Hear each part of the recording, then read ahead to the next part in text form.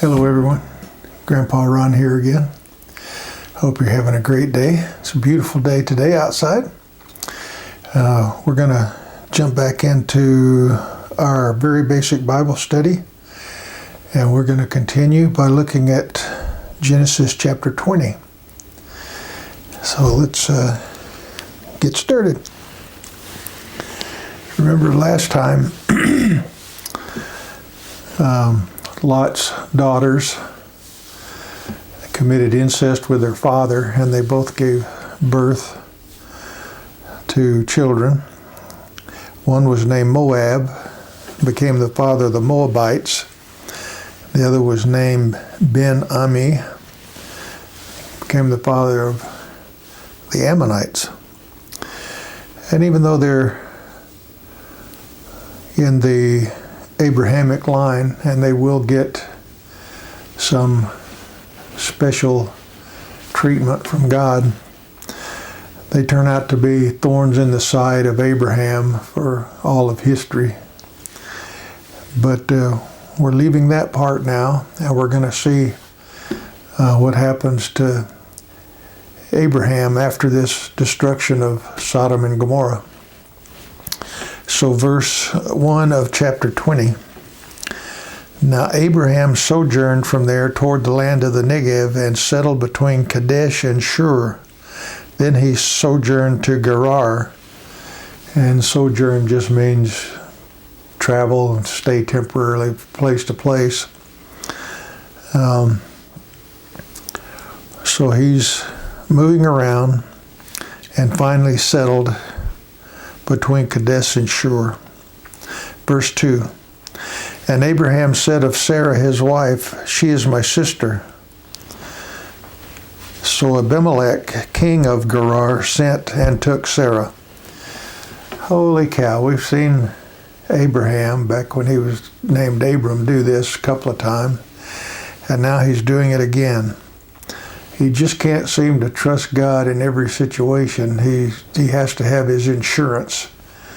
So he and Sarah continue this story of she's my sister. Remember, she is his half-sister, but by only telling that, that's a half-truth, which is basically a lie.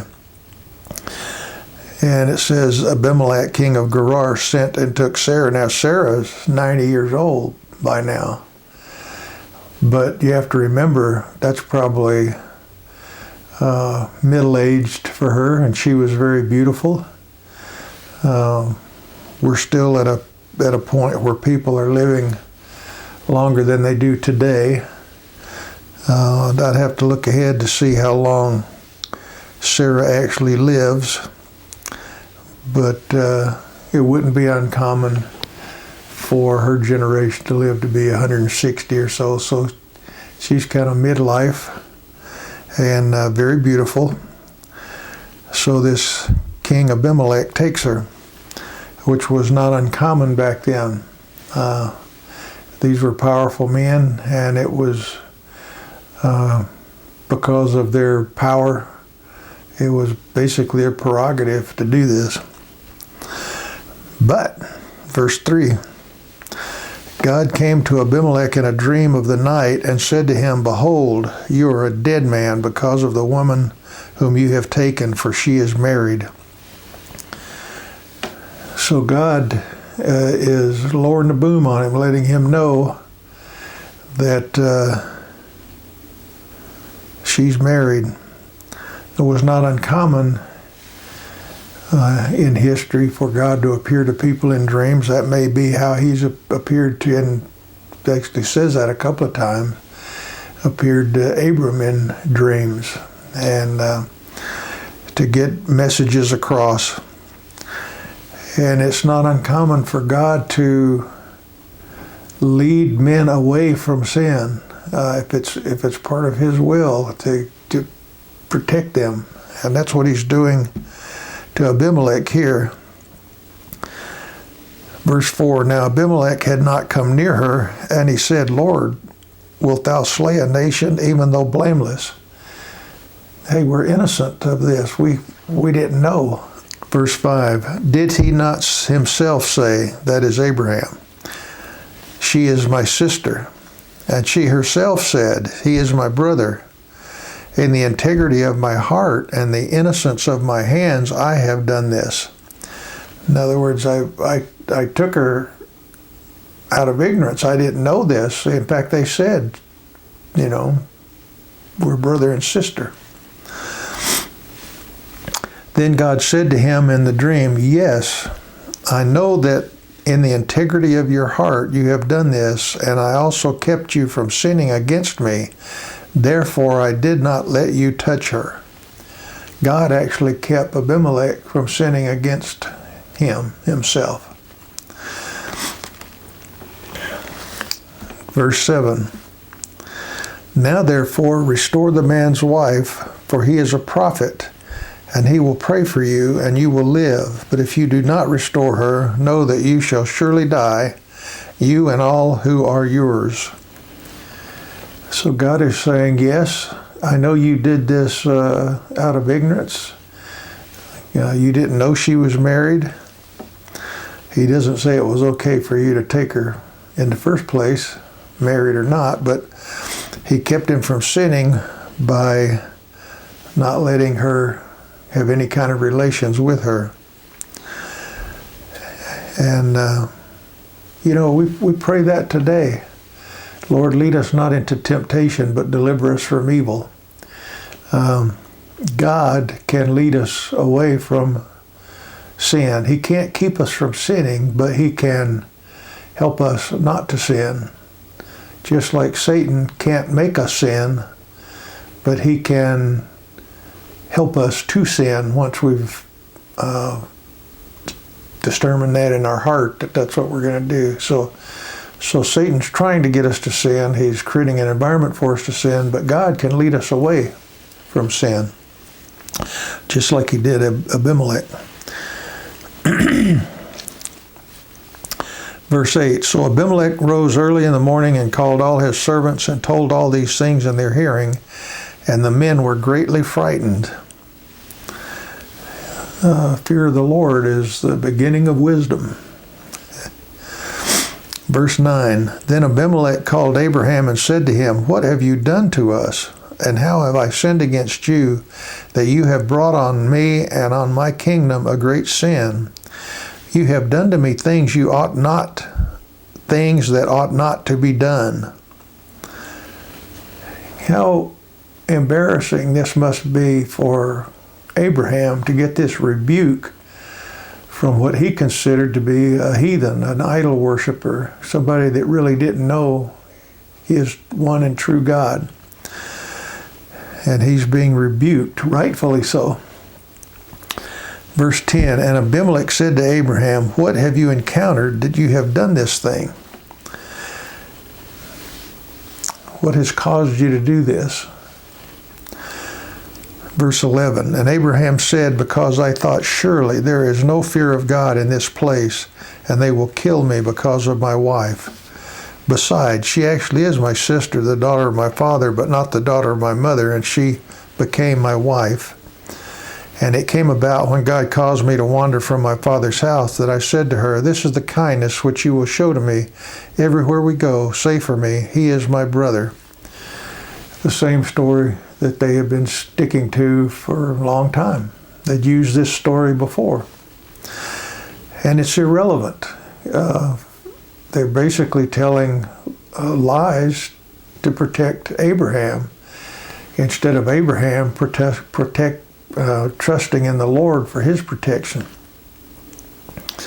He also prejudged Abimelech by assuming that he would not fear God and was a pagan and wouldn't hesitate to kill him.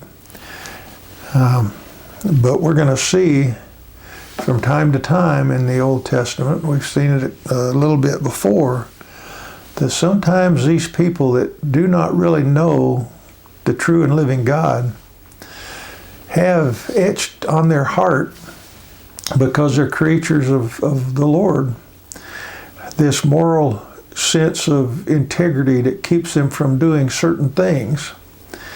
And And this is one of those cases where they don't know why, but they had a respect for marriage. It's kind of a godly programmed thing in them. And yes, they fear God in this respect after he revealed himself in the dream. And Abraham was wrong in his judgment of them in this regard. Verse 14, Abimelech then took sheep and oxen and male and female servants and gave them to Abraham and restored his wife Sarah to him.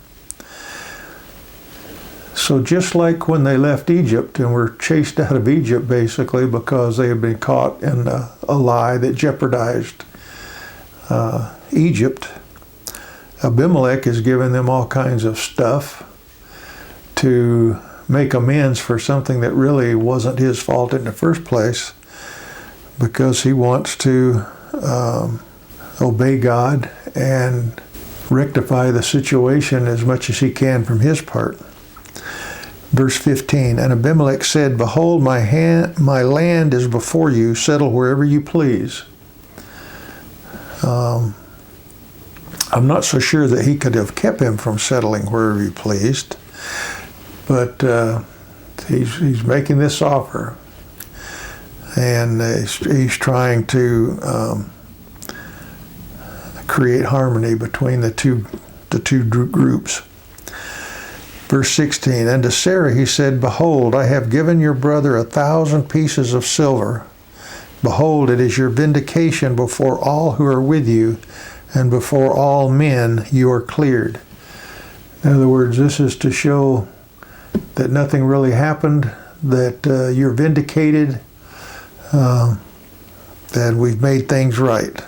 Verse 17, and Abraham prayed to God, and God healed Abimelech and his wife and his maids so that they bore children, for the Lord had closed fast all the wombs of the household of Abimelech because of Sarah, Abraham's wife. So, in trying to provide himself a little bit of insurance and not trusting God completely, by creating this lie, it not only affected his wife Sarah, but it affected this whole tribe of Abimelechs. And but God is honoring Abraham's prayer. Abraham is once again obeying God, once again trusting him. And it's just like in our lives, we have things come up all the time. We sin, we say we're never going to do that again, and next thing you know, we're doing it again. But God is faithful and righteous to forgive us our sin and cleanse us from all unrighteousness based upon what Christ did on the cross for us. And so it's a maturing and learning process, and our faith should grow, and we should mature as Christians through certain experiences. And hopefully we'll see that Abraham matures and grows in his relationship with God as he moves on in the further chapters. Well, that was a short one today. I hope it was meaningful to you. And I hope you'll come back again next time.